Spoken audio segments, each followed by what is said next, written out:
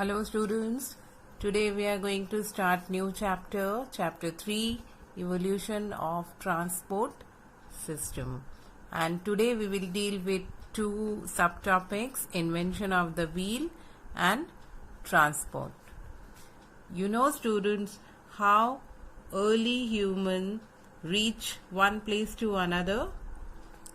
They reach one place to another by walk on their foot, and afterwards they used animals to carry them and their belongings. They don't know the use of transport.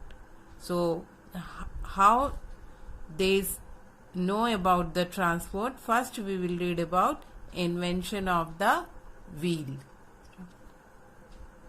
You have learned in the previous chapter that how early human, they invented first what? Wheel. And after invention of wheel, they started moving one place to another by that wheel. The invention of the wheel was a natural solution to the problem of transport. And first they invented animal pulled carts. See, here is the picture of a chariot and it is pulled by that animals. The wheel was first used for transport on a chariot, as you can see in this picture. In the 19th century, Robert William Thomson, this is a picture of Robert William Thomson, invented the rubber wheel. As you can see in this picture students, this is the rubber wheel invented by Robert William Thomson using compressed air, which led to the invention of automobile and bicycle tires. Now humans had the option to move faster from one place to another by land route, waterways or airways.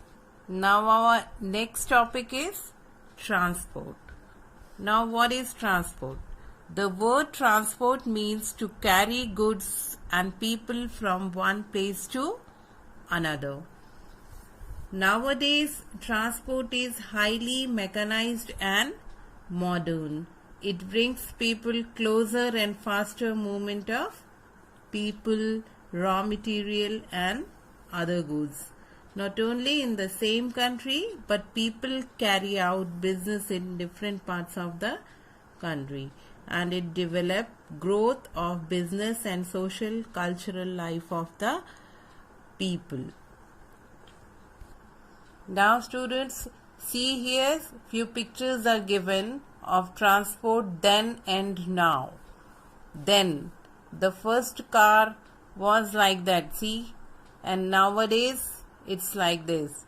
Now first aeroplane was like this and nowadays it is like this. Now wheel was like this and now it is used in this bicycle like this. And previously the bus was like this and nowadays bus is like this.